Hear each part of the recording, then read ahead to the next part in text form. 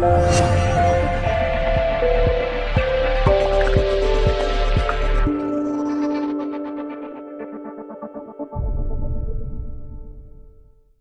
noite, irmãos, a graça e a paz. Estamos aqui mais uma noite, mais um domingo, junto com os irmãos para louvar e adorar o nome do Senhor. Essa música, Não Me Envergonharei do Evangelho, que é o poder de Deus.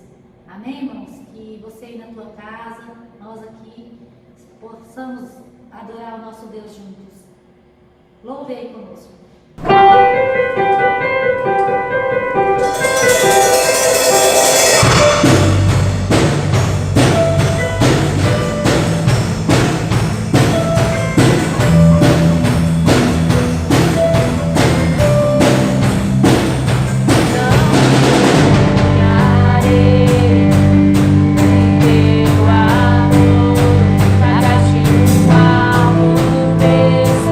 Pra eu viver, Senhor.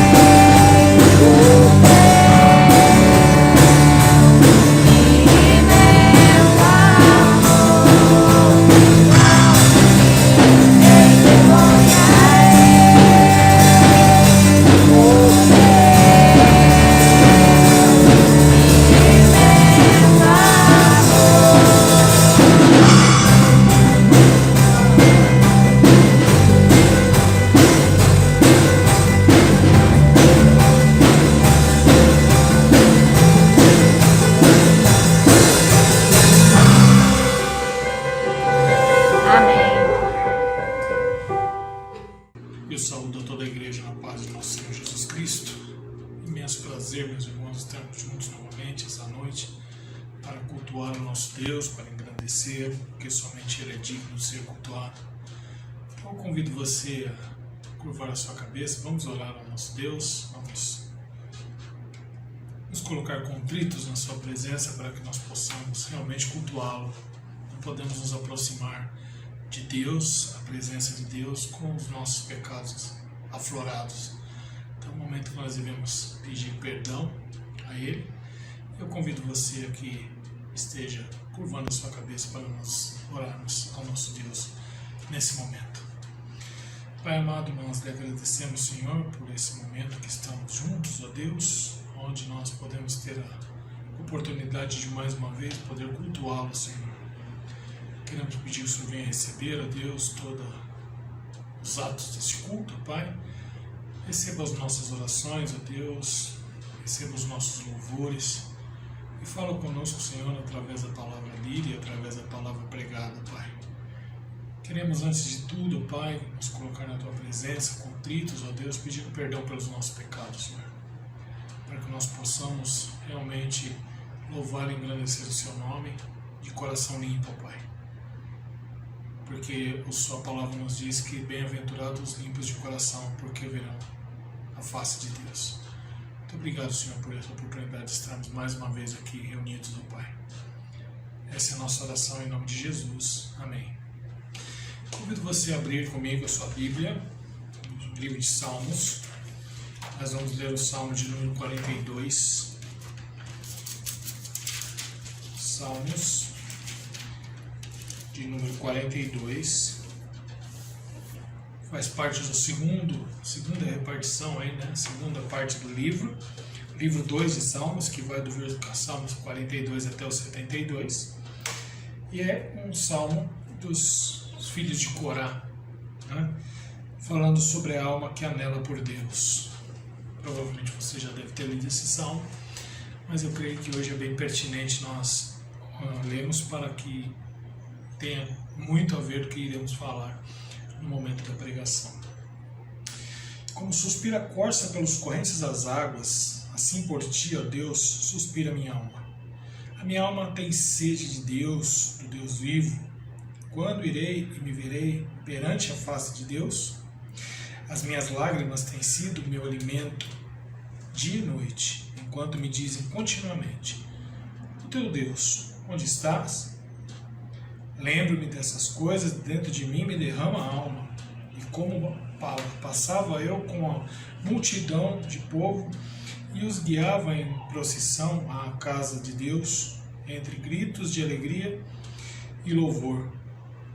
Multidão em festa, porque estás abatido a minha alma? Por que te perturbas dentro de mim? Espera em Deus, pois ainda o louvarei. A Ele, meu auxílio e Deus meu. Sinto abatido dentro de mim a minha alma. Lembro, portanto, de ti nas terras do Jordão, e no Monte Hermon, e no outeiro de Mizar. Um abismo chama outro abismo, ao fragor das suas catadupas.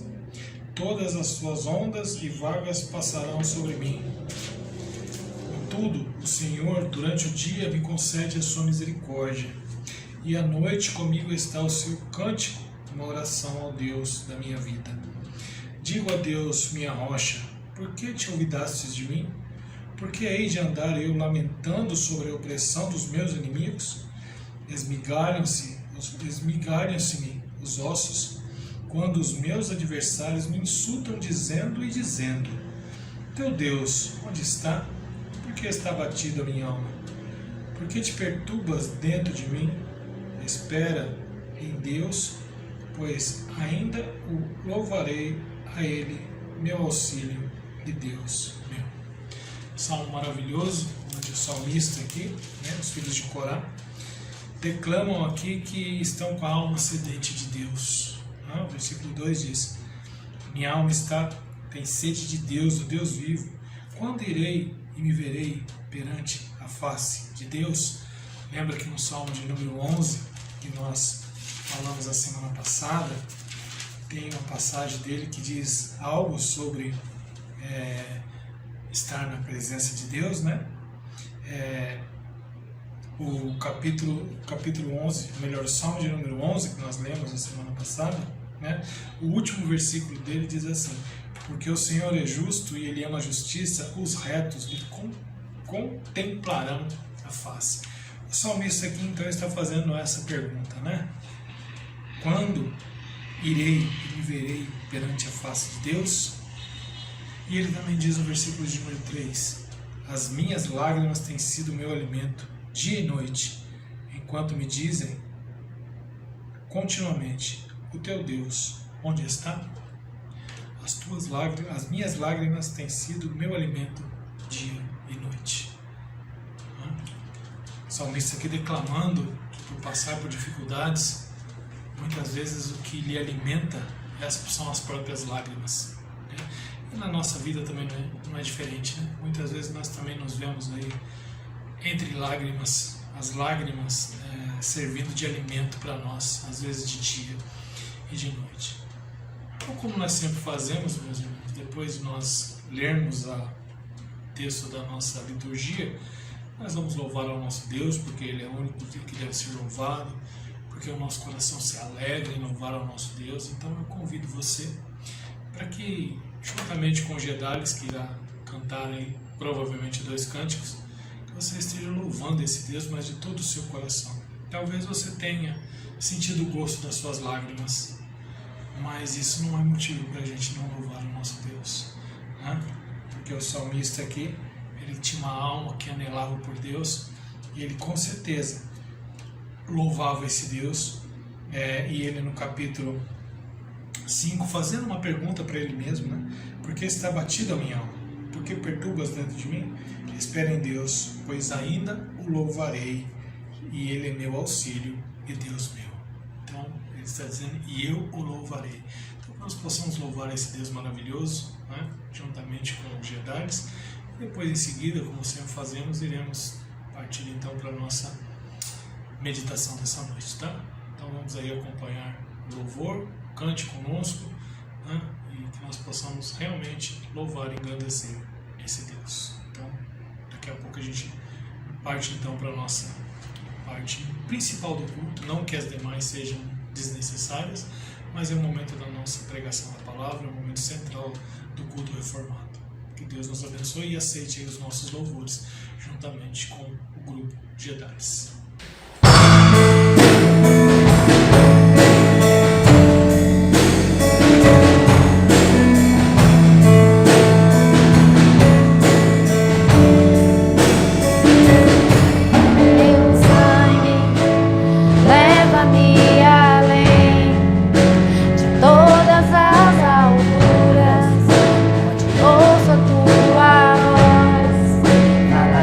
Tua justiça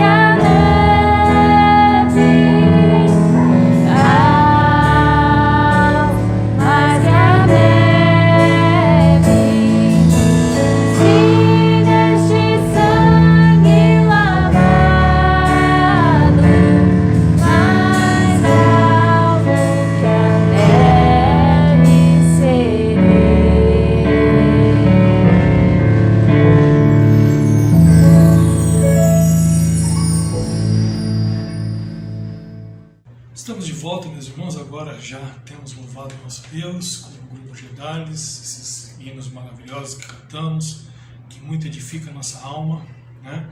Eu gostaria que você mais uma vez abrisse comigo a sua Bíblia no livro de Salmos.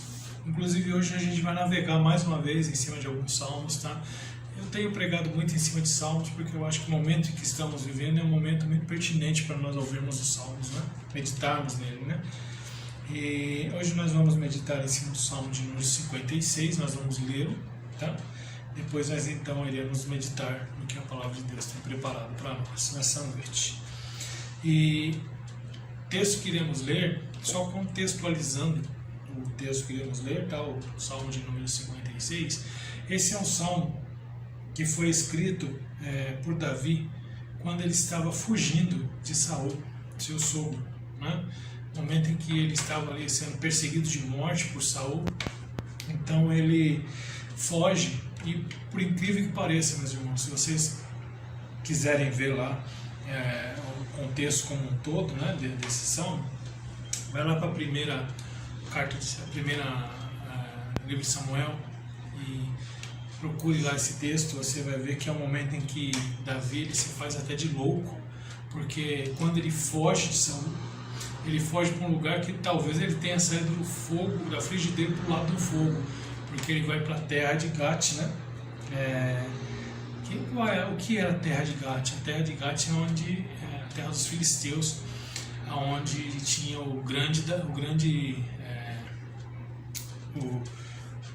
Golias que Davi matou, né?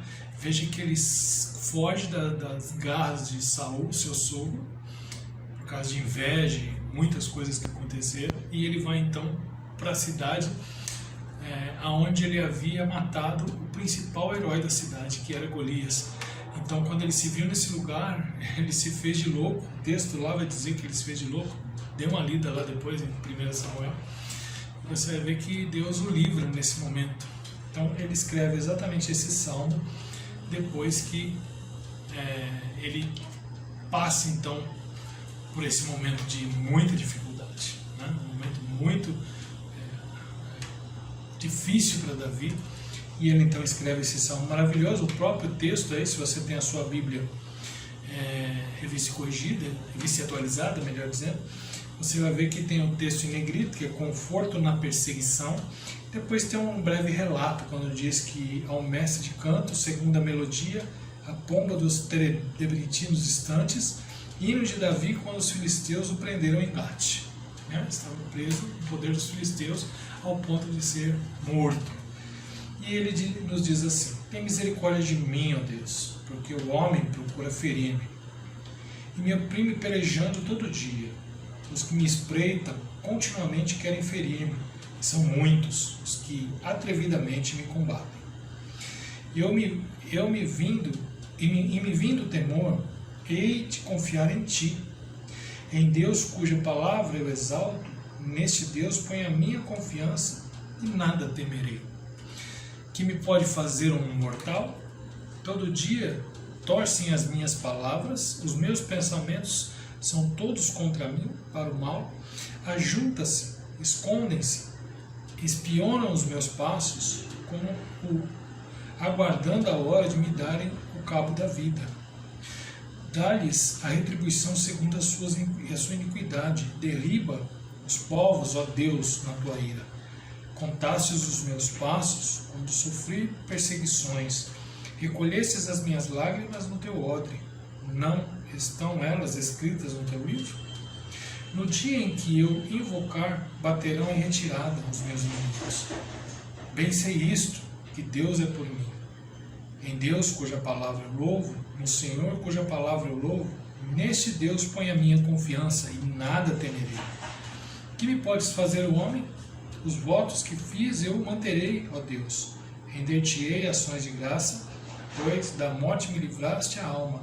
Sim, livraste da queda os meus pés, para que eu ande na presença de Deus, na luz da vida. Vamos orar mais uma vez, meus irmãos? Grandioso Deus, grandioso Pai, muito obrigado, Senhor, por esse momento de culto, muito obrigado por tudo que até aqui já aconteceu, ó Deus. Muito obrigado, Senhor, porque nós tivemos a oportunidade de ler a Tua Palavra, tivemos a oportunidade de colocar as nossas orações no Teu altar, ó Deus. Também tivemos a oportunidade, Deus, de louvar o Teu santo nome através dos hinos e cânticos, ó Pai. Agora nós queremos ouvir a Tua Palavra, Senhor. Então nós queremos pedir, ó Deus, que o Senhor esteja orientando o pregador, colocando as Suas palavras na boca dele, que não fale a respeito dele mesmo, mas a respeito daquilo que o Senhor tem preparado para nós nessa noite, Senhor. Nós estamos sedentos da Tua Palavra e queremos ser alimentados por ela, Deus. Essa é a nossa oração, em nome de Jesus. Amém. Meus irmãos, como eu disse, né, quando lemos, antes de lermos o texto, o salmo escrito que nós lemos agora é quando Davi fugia de Saul, seu sogro, e foi parar em Gate, né, a terra onde Golias, o grande inimigo, né, de Israel, foi morto pelo próprio Davi, como os irmãos bem conhecem a história, né? E nessa exata cidade é onde Davi se fez de louco aí, né? E depois de ter passado por essa situação e Deus o ter livrado, Davi escreve com uma declaração de fidelidade, né, a Deus por sua libertação, esse salmo que nós lemos aí, que tem exatamente 13 versículos, né? Mas nesse salmo nós vemos que Davi passou por algumas etapas, né? Nós podemos identificar algumas etapas que Davi passou por aqui. Se você me acompanhar aí, a gente vai ver que Davi passou por muita opressão, né? Homens mandados por Saul e também os próprios filisteus que queriam vingar ali a morte de Golias, né? A gente vê isso muito claro no versículo 1 e 2, né? Quando Davi fala: tem misericórdia de mim, ó Deus, porque o homem procura ferir-me e me oprime, pelejando todo dia. O que me espreitam continuamente querem ferir-me, e são muitos os que atrevidamente me combatem. Então a gente vê que Davi passou por uma opressão muito grande, né? Uma opressão contínua. Todos os dias da vida dele estava sendo oprimido. Mas nós vemos também que, apesar da opressão, Davi teve uma confiança muito grande em Deus, né? Quando nós vamos lá para o versículo 3, 4 e 11, no 3 ele diz: e me vindo o temor, hei de confiar em ti. O 4 ele diz: em Deus cuja palavra eu exalto, nesse Deus ponho a minha confiança, e nada temerei, que me pode fazer um mortal. E o versículo de número 11 ele vai dizer: neste Deus ponho a minha confiança, nada temerei, que me pode fazer o homem? Repetindo mais ou menos o que ele falou no versículo 4, né? Então nós vemos que Davi passou por uma grande opressão, Davi teve uma grande confiança em Deus nesse momento de opressão, e que nós vemos depois também que houve uma grande proteção de Deus, né? O servo que estava sendo oprimido foi o servo que confiou, e agora então é o servo que teve a sua proteção. A parte B do versículo 4 que nós lemos, e a parte B do versículo 11 mostra isso, né? Quando ele diz, parte B do versículo 4, quem pode fazer um mortal? E no versículo 11, a parte B, quem me pode fazer o homem? Davi mostrando aqui que ele tinha toda a confiança de que Deus haveria de livrá-lo, né, nesse momento, e que realmente o fez, né? Então, quando nós olhamos, nós vemos essas três etapas que Davi passou por dentro desse salmo, mas nós também vemos três pessoas nessas etapas, né? Nos fica bem claro, três pessoas nessa etapa. O perverso é aquele que oprime, né, quando ele passa por uma opressão. O servo é aquele que confia, o próprio Davi, né, confiando em Deus. E o Senhor que protege. Então nós vemos três etapas e três personagens aí nesse salmo, né? Aquele que oprime, aquele que confia e aquele que protege. Mas eu gostaria de trabalhar com vocês, meus irmãos, apenas um versículo desse salmo. Nós lemos o salmo todo para nós termos uma ideia do que ele trata, porém eu gostaria de enfatizar apenas um versículo e dividir esses versículos em três partes, tá? É o versículo de número 8, que ele diz assim: contaste os meus passos quando sofri perseguições, recolhestes as minhas lágrimas no teu ódio, não está elas escritas no teu livro, né? Contastes os meus passos quando sofri perseguições, recolheste as minhas lágrimas no teu ódio, não estão elas escritas no teu livro? Então eu gostaria que nós pensássemos nessas três situações, né? E pensando nisso, eu gostaria que nós pensássemos no seguinte tema: como Deus trata de forma muito especial aqueles que são escolhidos por Ele. Como Deus trata de forma muito especial aqueles que são escolhidos por Ele. Lembrando aqui um pouquinho, talvez chovendo molhado com vocês, né? Eu creio que são pessoas entendidas da palavra.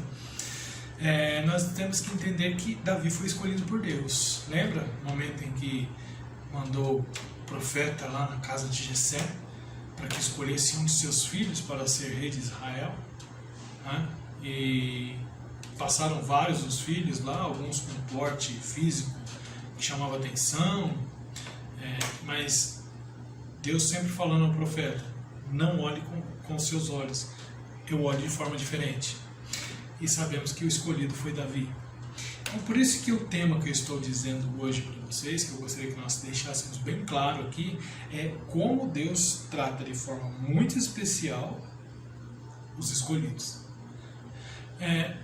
Os irmãos me conhecem já de algum tempo, né, de estarmos juntos, e sabem que eu enfatizo muito a questão de Deus ser um Deus que se relaciona conosco. Porque Deus, na realidade, ele se relaciona com a sua criação, com tudo, com a natureza, com os animais, e especialmente com o homem, que nós sempre enfatizamos que o homem é o ápice da criação, né? Então, Deus se relaciona com a sua criação, especialmente com o homem. E quando nós falamos a respeito desse relacionamento de Deus, Deus se relaciona tanto com o ímpio como com o justo. Deus se relaciona tanto com aquele que se rebela contra Ele, como aquele que Ele salva. Porque na realidade todos se rebelaram contra Ele. Mas quando nós falamos aqui, aqueles que Ele escolhe, né? Então, talvez você que esteja nos ouvindo pela primeira vez vai falar um sermão bem presbiteriano, né? Vai falar a respeito dos eleitos, né? Uma forma muito carinhosa que o nosso irmão Robson costuma nos chamar, aos eleitos de Deus, né? Então, eu gostaria que nós pensássemos, porque quando nós falamos que Deus se relaciona com a sua criação, com as suas criaturas, especialmente com aqueles que Ele escolheu, nós devemos distinguir aqui dois tipos de relacionamento de Deus, que nós chamamos de graça comum e de graça especial, né? A graça comum é aquela que cai sobre todas as pessoas, né? Graça comum é o sol que brilha tanto para os ímpios como para os justos, né? A chuva que cai tanto para os ímpios como para os justos. O ar que respiramos, tanto um quanto o outro. Isso nós chamamos de graça comum. É aquela que atinge todas as pessoas, sem distinção. E existe a graça especial. A graça especial é aquela derramada por Deus sobre aqueles ao qual Ele escolheu antes da fundação do mundo, para que sejam o seu povo, aquele que Ele diz lá em 1 Pedro: sois raça eleita, sacerdócio real, nação santa, povo de propriedade de Deus. Então, se você não crer nessa questão da eleição, não é nesse sermão que nós vamos falar sobre isso, mas ele tem muito a ver com isso, porque nós estamos aqui enfatizando exatamente isso, os dois tipos de graça, a graça comum de Deus e a graça especial, né? Então, isso mostra que é um Deus que se relaciona. Deus não simplesmente criou todas as coisas e largou o seu bel prazer, né? Ele deu continuidade à sua criação. Deus se preocupa, Deus se relaciona com a sua criação, né? Então, quando nós olhamos para o texto aqui, nesse versículo de número 8, como eu disse, eu queria dividir em três partes para você, e talvez como eu li o texto, você deve ter percebido quais são as partes que eu vou tratar nesse texto. A primeira delas, a parte A do versículo, ele vai dizer assim: contastes os meus passos quando sofri perseguições. Contastes os meus passos quando quando sofri perseguições, né? Geralmente nós achamos que no momento em que nós estamos em luta, nós estamos só. E eu disse para você que a gente ia navegar um pouquinho dentro do livro de Salmos hoje, né? Então eu gostaria que você abrisse comigo o Salmo 23, talvez você já saiba de cor e quiser lembrar, trazer na sua mente, não precisa nem abrir a Bíblia, mas às vezes nós pensamos que nós estamos só no momento de tribulação, no momento que estamos passando por dificuldade, as coisas não estão tão bem assim. Talvez seja um momento que Davi estava passando ali, por exemplo, no Salmo de número 56, que é esse que nós estamos trabalhando, quando ele estava sendo perseguido tanto pelo seu sogro como pelos inimigos, que eram os filisteus. Então, às vezes nós podemos pensar que nós achamos que no meio das lutas nós estamos só, mas veja o que diz o Salmo de número 23, verso 4. Ainda que eu ande pelo vale da sombra da morte, não temerei mal nenhum, porque tu estás comigo. O próprio salmista aqui, Davi ainda, apesar de que Davi não foi Davi que escreveu todos os salmos, o próprio Salmo 42 que lemos não foi ele que escreveu, mas aqui o Salmo 56 e o Salmo 23 foi ele que escreveu. E veja que ele diz, ainda que eu ande pelo vale da sombra da morte, nada temerei, porque tu estás comigo. Na realidade, quando nós falamos isso, nós podemos entender que quando o salmista diz aqui, contastes os meus passos, é porque Deus ele vai aprontando o terreno ao qual nós vamos pisar. É Deus quem coloca o lugar onde nós vamos colocar os nossos pés. Às vezes as coisas estão terríveis, as coisas estão difíceis, a gente não consegue enxergar, como diz meu grande amigo, reverendo Cícero, ele diz, a gente não consegue enxergar um túnel no fim da luz, quanto mais uma luz no fim do túnel. E aí nós podemos entender que é Deus quem apronta o terreno onde iremos colocar os pés. Vamos navegar mais um pouquinho no Salmo 37. Salmo de número 37, versículos 23 e 24.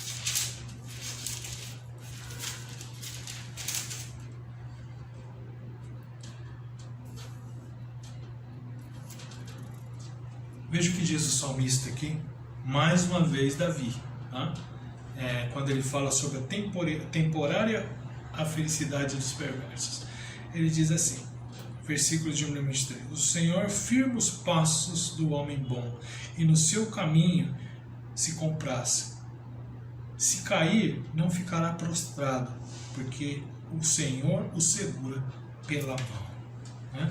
Então, quando nós falamos, quando o salmista aqui diz que ele conta os nossos passos quando nós sofremos perseguição, é o próprio Senhor quem coloca o terreno em que devemos pisar, ele firma os nossos passos. Quando as coisas estão ruins, como diz aí no Salmo 37, Deus está presente em todos os lugares onde nós passamos, meus irmãos. Não existe um centímetro quadrado onde nós colocamos os nossos pés que Deus não está presente ali.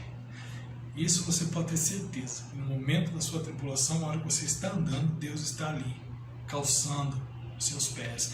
Deus está ali colocando a pedra onde você precisa pisar. Quando o caminho está cheio de cascalho, é Ele quem firma os nossos passos. Quando é aquele terreno que você mal pode pisar, Ele dá um jeito, para que você possa firmar o seu pé. Quando não conseguimos ver os passos de Deus no momento em que passamos por dificuldades, é o momento em que Deus nos carrega no colo. A famosa música Passos na Areia, acho que os irmãos já ouviram. Acho muito bonita a letra daquela música, Em muitos momentos da nossa vida a gente vê dois pares de passos na areia, os nossos e imaginamos que sejam de Deus, ao andar por uma caminhada à beira de uma praia, essa é a ideia da música. Quando estamos passando por dificuldades, às vezes olhamos e vemos ali muitos momentos dois pares de passos, porém quando nós estamos naquele momento mais difícil, talvez quando a maré começa a subir, quando vem uma tempestade no mar, a gente começa a olhar e só vê um par de passos e fala, cadê Deus? Me abandonou. Mas é o momento que Ele nos carrega no colo. Eu gosto muito da letra dessa música, Quando não conseguimos ver os passos de Deus ao lado do nosso, é quando Ele nos carrega no colo. para os seus chamados, Deus tem um relacionamento muito especial. Nós não podemos dizer que Deus em momento nenhum irá nos deixar sós. O texto que nós lemos lá, né? Vamos voltar para o texto principal aí da nossa meditação. Contastes os meus passos quando sofri perseguições. Já teve um momento na vida, meu irmão, que você parou e pensou: estou andando sozinho? Ou estou andando numa trilha que não tem para onde ir? Mas fique sabendo que Deus conta os seus passos, Deus conta os meus passos quando nós passamos por perseguições, quando nós passamos por dificuldades. Pode ter certeza que se Deus, que você está passando por alguma dificuldade, Deus está aí, contando, olhando, tendo certeza de onde você está pondo o seu pé. E Ele está promovendo o lugar firme para que você possa colocar o seu pé. Teve uma situação quando eu estava indo para o seminário. Eu era zelador de uma igreja, trabalhava de zelador de uma igreja, e o presbitério sempre se reunia nessa igreja. E eu lembro até hoje uma pergunta aqui um dos pastores, que quando ficou sabendo que eu queria ir para o seminário, eu fui para o seminário, já estava ali cursando e tal, e quando estava próximo de terminar o curso, a gente tem aquela ideia de para onde a gente vai como pastor, como que a gente vai depois de se formar. E um dos pastores virou para mim e falou assim: Roberto, como é que vai ser amanhã, quando você se formar, e você tiver que sair daqui, você é zelador da igreja? Como vai ser como vai ser traçada a sua história? Eu falei para ele: eu não sei, reverendo, mas eu tenho uma certeza. Vai ser Deus que vai colocar a pedra onde eu vou pisar. Porque às vezes a gente vai dar um passo no escuro, no nosso olhar. Mas não existe escuro para Deus. Porque Deus é luz, e onde Deus está, não existe luz. Ou melhor, não existe trevas, mas sim a luz. Né? A luz predomina sobre as trevas. Então eu não sei. A resposta foi: eu não sei o que vai acontecer, mas eu tenho certeza de uma coisa. E Deus vai colocar o lugar certinho onde eu preciso colocar meu pé. E é isso que o salmista está dizendo. Deus, na realidade, ele está dizendo para Deus: contastes os meus passos quando sofri perseguições. Você está passando por perseguição, né? Por dificuldade? Mas fique sabendo que Deus conta os seus passos. Mas a segunda parte do texto, a segunda divisão desse versículo que eu queria tratar com você, está aí: recolhestes minhas lágrimas no seu odre. Meus irmãos, você já parou para pensar? Vocês já pararam para pensar? Quantas lágrimas vocês já derramaram? Ou que estão derramando? Ou que ainda vão derramar? Você já parou para pensar? Eu creio que todo mundo já derramou muita lágrima. Porque a nossa vida, ela é composta de muitas lágrimas, né? Uma outra pergunta que tem muito a ver com o salmo que nós lemos, o salmo de número 42. A gente sempre procura fazer uma ligação de um texto com o outro, texto da liturgia com o que a gente vai pregar. Você já chorou ao ponto de sentir o gosto da sua lágrima? Você já chorou ao ponto do seu rosto ficar banhado com as suas lágrimas e ela chegar a escorrer e entrar na sua boca e você sentir aquele gosto meio salgado? Né? Aquele gosto de... parece soro, né? Inclusive tem uma música, se não me engano, do Titãs, que chama Flores, que ele diz assim: o soro tem gosto de lágrimas. De fato tem. Eu acho que você já sentiu o gosto das suas lágrimas. Mas você já parou para pensar quantas lágrimas você vem derramando na sua vida? Salmo 42:3 que diz isso, né? Vamos lá no Salmo, para a gente não ficar no vácuo aí. Salmo 42, versículo 3. As minhas lágrimas têm sido o meu alimento dia e noite, enquanto me dizem continuamente: o teu Deus, onde está? Será que as pessoas já têm perguntado para você: e o teu Deus? Por que você está passando por essa situação? Cadê o Deus que você confia? As pessoas ficam se escarnecendo de Deus. Talvez por isso o salmista Asaf, quando escreve o Salmo de número 73, acho que é 73, que ele diz assim: quanto a mim, meus pés quase se resvalaram, fazendo uma comparação ao que o ímpio tinha, tudo que o ímpio vivia e o que ele estava vivendo como crente, ao ponto de ele chegar no Salmo e dizer assim: será que vale a pena eu guardar a minha pureza? Né? Mas depois ele também vai dizer, quando passei em frente ao teu altar, eu vi o quanto eu era embrutecido por pensar dessa forma. Mas lá a gente vê uma situação muito interessante. Talvez o salmista estivesse passando por muitas lágrimas ali. E ele quase resvalou os pés. Mas quem foi que firmou os pés dele? O próprio Deus, como nós vimos na primeira parte, né? É Ele quem coloca os nossos pés, que firma os nossos pés, né? E agora ele está dizendo que o Senhor recolhe todas as suas lágrimas no seu odre. Então o salmista diz aí no 42, né? As minhas lágrimas têm sido meu alimento dia e noite, enquanto me dizem continuamente: o teu Deus onde está? Mas o próprio Jesus, ele tem algo que ele fala a respeito de choro. Né? Vamos lá para Mateus capítulo 5, as bem-aventuranças, talvez você saiba de cor aí também, mas vamos lá.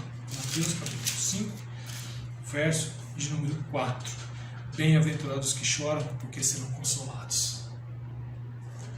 E o salmista, ele é muito enfático, ele trata de uma coisa que às vezes a gente não para pensar, quando ele diz que recolheste as minhas lágrimas no teu odre.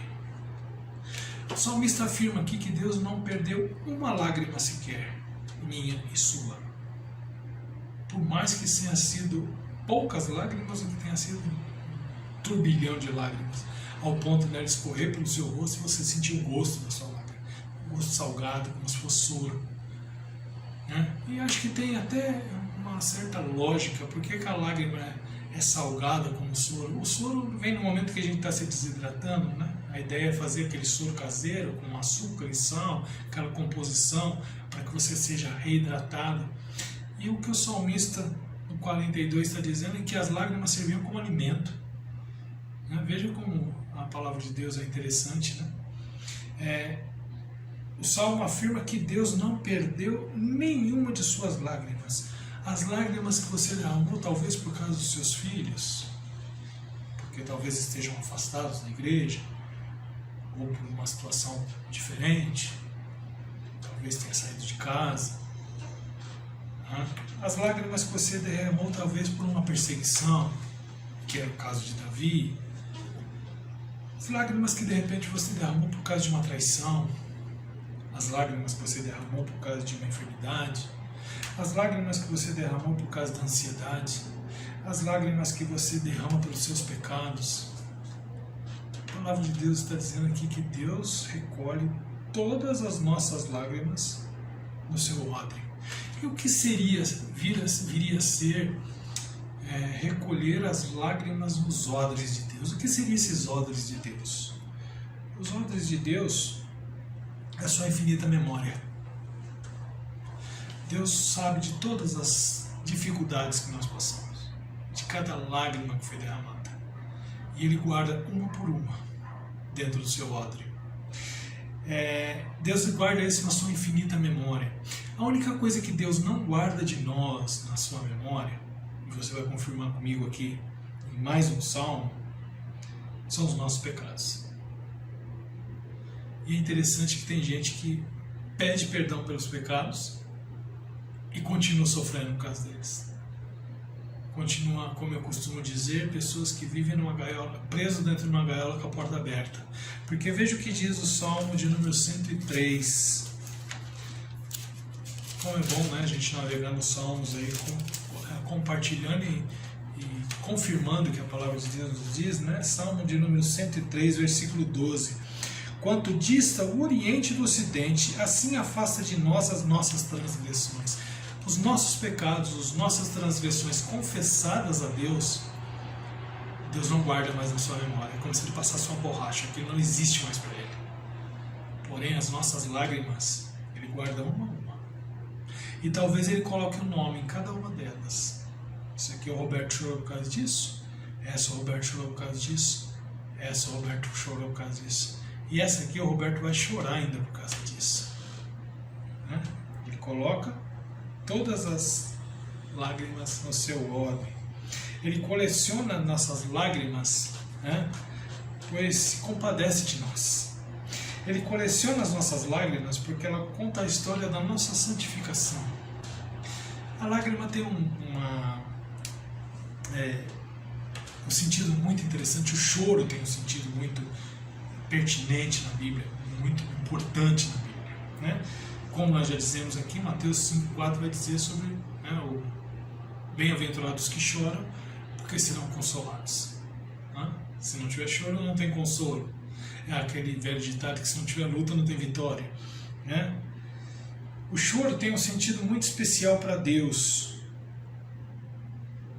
Um dos maiores versículos da Bíblia, né? Fazendo aqui uma brincadeira, um dos maiores versículos, só que não da Bíblia, está lá em João capítulo 11, versículo 35. Você arriscaria dizer ele para mim de cor? Por muito tempo alguém disse que era o versículo mais curto da Bíblia, mas não é. Né? Lá diz assim: Jesus chorou. Não é o versículo mais curto da Bíblia, porque disse Jó também é um versículo. Se você contar as letras, disse Jó é menor do que Jesus chorou. Né? Mas o choro é tão importante na Bíblia que o próprio Jesus chorou. Né? Então Deus conta e guarda as nossas lágrimas porque elas contam a história da nossa santificação. E da mesma forma, Deus contou e guardou as lágrimas de Jesus porque elas contam a história da nossa salvação. Não foi o único momento que Jesus chorou. Teve um momento que ele chorou também em Jerusalém, teve um momento também que ele chorou quando estava para ser crucificado. Né?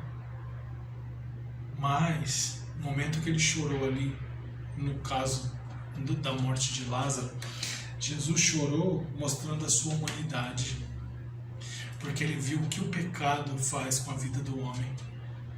Talvez aquele choro de Jesus tenha sido um pranto. Né?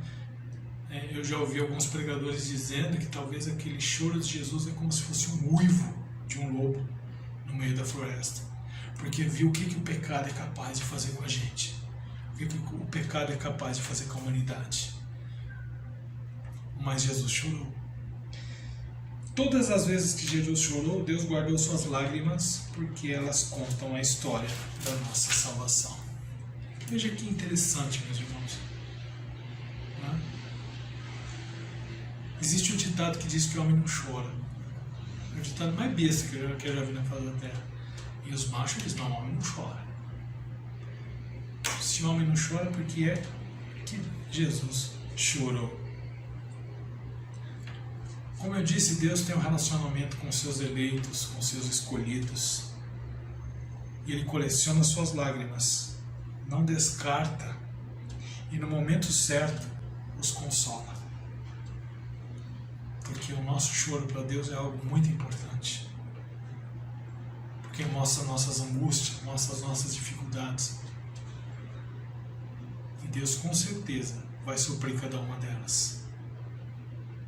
Foi o que nós falamos no domingo passado. Já falamos em outra situação também, que Deus há de suprir todas as nossas necessidades. Existe um outro texto na Bíblia que diz que o choro pode durar a noite, mas a alegria vem pela manhã. Também tem um outro texto que diz que aqueles que saem semeando e chorando, eles voltam colhendo e se regozijando. Então, meu irmão, se você tem chorado, talvez você tenha tido momentos atuais em que você tem chorado, derramado as suas lágrimas, sentido o gosto das suas lágrimas, talvez ela tenha sido o seu alimento. E as pessoas têm perguntado para você: onde está o teu Deus? Fique sabendo que o Senhor colhe cada uma das suas lágrimas e guarda dentro do seu odre, da sua infinita memória. Ele jamais esquece de uma lágrima derramada. E o terceiro ponto que nós vamos tratar nesse texto, ainda dentro do versículo 5, do versículo 8, né, de Salmo 56, onde nós vimos que o Senhor conta os nossos passos no dia quando sofremos perseguições, o Senhor recolhe as nossas lágrimas no odre. E ele diz: não estão elas escritas no teu livro? Não estão elas escritas no teu livro? Deus não somente coleciona nossas lágrimas, mas também escreve nossa história. Deus nos trata de forma muito particular, grava a nossa história no livro da vida. Meu irmão, tudo que você passou, tudo que você está passando e tudo que você vai passar, está tudo relatado por Deus. Deus é o maior biógrafo. Será que é essa a palavra certa? Se eu estiver errado, os professores de plantão me corrijam. Mas Deus é o maior biógrafo que pode existir, aquele que é o maior historiador que pode existir, porque Ele conhece todas as nossas, toda a nossa história, tudo. Ele conhece tudo da nossa história. Vamos navegar mais um pouquinho no Salmo, hein? Salmo número 139. Vamos ler alguns versículos apenas, né? Que ele já começa interessante. Ele diz: o Senhor, tu me sondas, mais um salmo de Davi, tá? Senhor, tu me sondas e me conheces, sabe quando me assento, quando me levanto, de longe penetra os meus pensamentos, esquadrinha o meu andar, o meu deitar, conhece todos os meus caminhos, né? Olha o Senhor contando aí, né, os nossos passos, né? Ainda a palavra não me chegou à língua e tu sabes já tudo. Aí, mas eu gostaria de a gente pulasse alguns versículos aí e fôssemos exatamente no que nós queremos dizer a respeito da nossa vida estar gravada no livro de Deus. O versículo 13: pois tu formastes o meu interior, tu tecestes no seio da minha mãe, graças te dou, visto que por modo assombrosamente maravilhoso me formaste. As tuas obras são admiráveis e a minha alma sabe muito bem. Os meus ossos não te foram encobertos, quando no oculto fui formado e entretecido como nas profundezas da terra. Os teus olhos me viram a substância ainda informe, e no teu livro foram escritos todos os meus dias, cada um deles escritos e determinado, quando nenhum deles ainda havia. O salmista dizendo: Deus colhe as nossas lágrimas e coloca no seu odre, mas também escreve, as deixam escritas no livro da vida, né? Deus tem a nossa vida relatada no seu grande livro. O ontem, o hoje e o amanhã para Deus, escrito da mesma forma, como se fosse apenas um momento, o mesmo momento, porque para Deus não existe ontem, hoje e amanhã. Ele é além do tempo. Então Deus tem escrito tudo aquilo que acontece com você, tudo que acontece comigo. E já partindo para o final da nossa pregação, meus irmãos, as lágrimas e o livro estão intimamente ligados. As lágrimas que nós passamos e o livro que Deus escreve na nossa vida estão intimamente ligados. Vamos lá para Apocalipse capítulo 5. O último livro da Bíblia, Apocalipse, capítulo 5.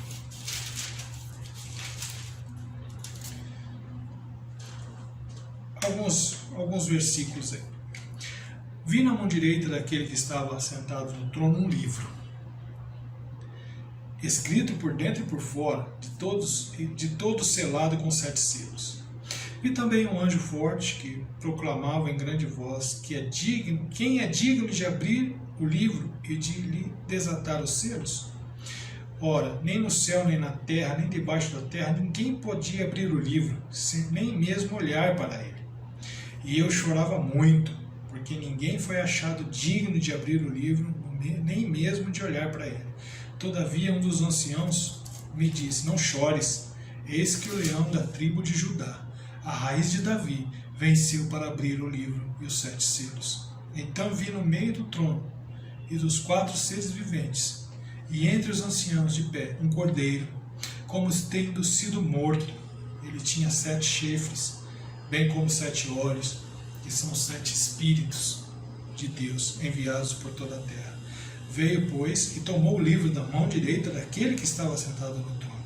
E quando tomou o livro, os 4 seres viventes e os 24 anciãos prostraram-se diante do cordeiro, tendo cada um deles uma harpa e taças de ouro cheias de incenso, que são as orações dos santos.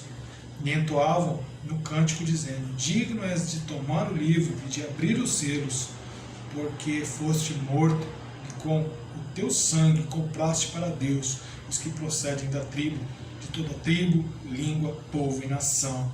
E para o nosso Deus os constituíste reino e sacerdote, e reinarão sobre a terra. Né?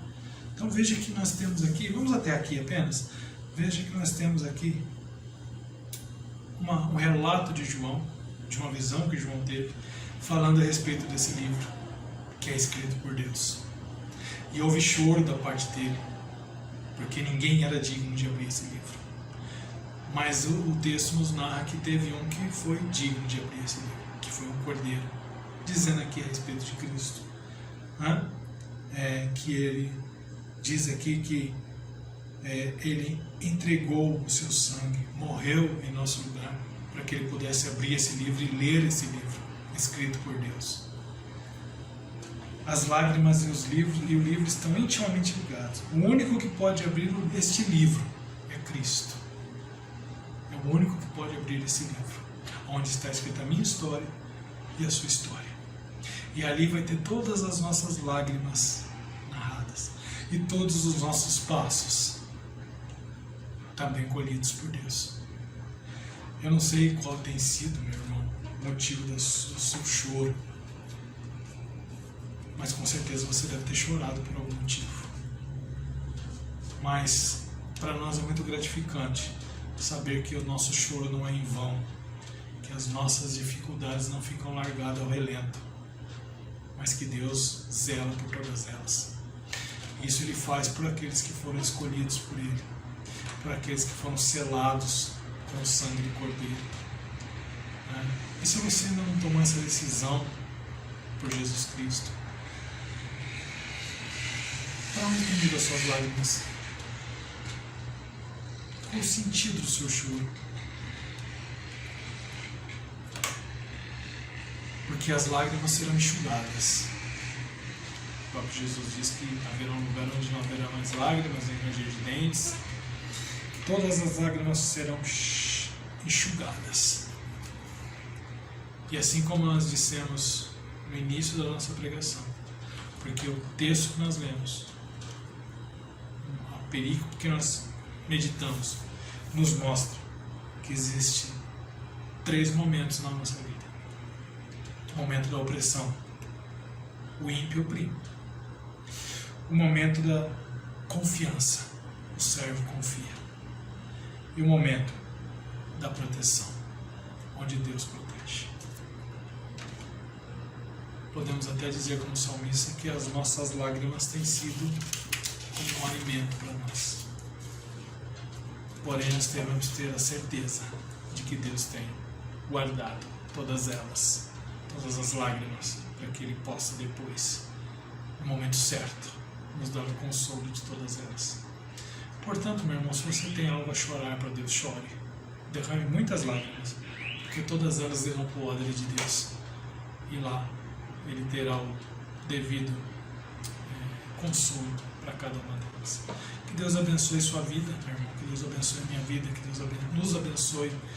E que Ele mantenha sempre esse relacionamento íntimo que tem conosco. Veja que é um relacionamento íntimo. Deus guardar todos os seus passos, Deus guardar todas as suas lágrimas e Deus escrever o seu nome e a sua história no livro da vida. Graças a Cristo por isso na nossa vida. Independente de quantas lágrimas nós teremos pela frente, talvez ainda teremos muitas, mas só essa confiança que temos em Deus, em Cristo, já é o suficiente para nós termos certeza que as nossas lágrimas não serão em vão. Mais uma vez, que Deus abençoe sua vida, que Deus abençoe sua família, que Deus abençoe sua semana. Espero que mais breve possível nós possamos estar juntos aí, cultuando juntamente como fazíamos antes da pandemia. Que Deus esteja dando esse livramento para nós mais uma semana, né? Nós não sabemos o que pode acontecer amanhã, mas pela graça de Deus nós teremos o nosso dia de amanhã na presença dEle. Vamos orar mais uma vez. Amado Deus, muito obrigado, Senhor. Muito obrigado porque a Sua palavra nos consola, Pai, E sabermos, ó Pai, que mesmo num momento de extrema dificuldade, como Davi estava passando aqui, como muitas vezes também passamos, ó Pai, não subestimando o que Davi estava passando, mas muitas vezes as nossas tribulações são muito semelhantes a Deus. Às vezes as nossas lágrimas têm sido o nosso alimento, ó Pai. Olhamos e não vemos nada ao redor, porque achamos que estamos só. Mas como é bom sabermos, ó Pai, que o Senhor é quem calca os nossos pés, o Senhor é quem dirige os nossos caminhos, o Senhor é quem relata os nossos caminhos, ó Pai. É o Senhor quem guarda todas as nossas lágrimas no seu odre, na sua santa e infinita memória. E é o Senhor quem escreve a nossa história no livro da vida. E muito obrigado, Senhor, por fazer parte desse livro. Porque um dia o Cordeiro deu seu sangue para que eu pudesse fazer parte desse livro. O meu nome está escrito nesse livro, Pai, com o sangue precioso de Jesus Cristo. E dê-nos, ó Pai, uma semana abençoada. E aqueles que ainda porventura não conhecem essa salvação maravilhosa, Senhor, o Senhor entre com a providência da salvação, porque nós sabemos que depende de Ti, Pai. Que o Senhor esteja amolecendo corações, que o Senhor esteja trazendo filhos desviados de volta, Pai. Que o Senhor esteja trazendo, Pai, parentes, amigos que estão perdidos nesse mundo pelo Teu caminho, Senhor. Que nós possamos, ó Deus, mostrar fidelidade à palavra e estar sempre preocupado com eles também e orando por eles, ó Deus. E agora, meus irmãos, que a graça de nosso Senhor Jesus Cristo, o amor de Deus o Pai e as ternas consolações do Espírito Santo de Deus esteja sobre cada um de vós, hoje e para todo sempre. Amém. Até a semana que vem, meus irmãos, se Deus quiser, tenham todos uma boa semana.